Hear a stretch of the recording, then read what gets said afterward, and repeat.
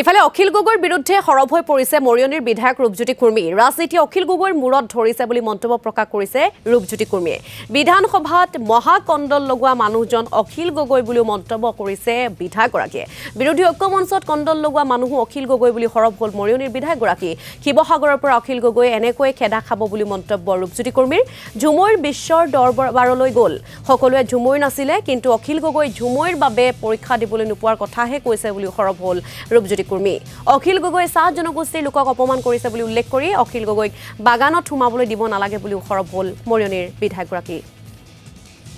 বিশ্বদৰবাৰলৈ ঝুমৈক লৈ যোৱালৈ ইয়াক আমি আন্তৰিকতাৰে আমি আদৰিছিলোঁ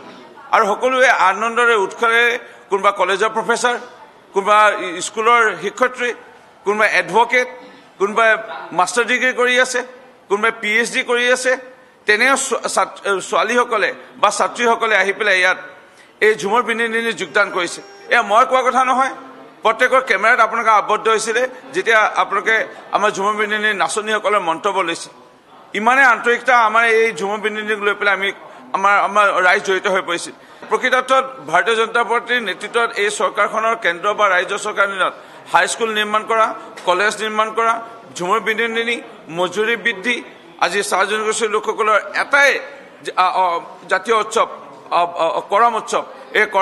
কৰম উৎসৱক আজি চৰকাৰৰ তৰফৰ পৰা যি দৰমহা সহিতে বন্ধ দিয়া ব্যৱস্থা গ্ৰহণ কৰিলে আচ্ছা হওক আশা হওক চাইকেল লৈ পথ অৱৰোধ কৰি আজি ৰাস্তাৰে আজি ধৰ্ণা প্ৰতিবাদ কিমান কৰিলে যে এদিনৰ আমাৰ যি জাতীয় উৎসৱ কৰম উৎসৱটো আমাক বন্ধ দিব লাগে সেই বন্ধ এই বিজেপি চৰকাৰে দিলে আজি কৰম উৎসৱৰ বন্ধ আজি স্কুল কলেজ আজি মহামহিম ৰাষ্ট্ৰপতি দ্ৰৌপদী মুৰ্মু ডাঙৰীয়ানীক ৰাষ্ট্ৰপতি প্ৰদান কৰাই হওক চাহ জনগোষ্ঠী আদিবাসী লোকসকলৰ আজি ভাৰতীয় জনতা পাৰ্টীৰ চৰকাৰখনে যেনে আজি সেৱা আগবঢ়ালে আজি ৰাইজ আজি বিজেপি দলৰ চৰকাৰৰ প্ৰতি আকৃষ্ট হোৱা এই দেখা পায়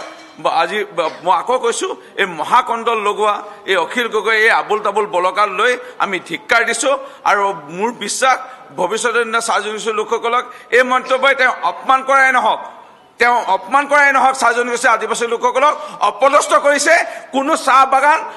আৰু আদিবাসী অঞ্চলত এই অখিল গগৈ নামৰ এই প্ৰাণীজনক সোমাব দিব নালাগে এই একেবাৰে বৰ্জন কৰিব লাগে।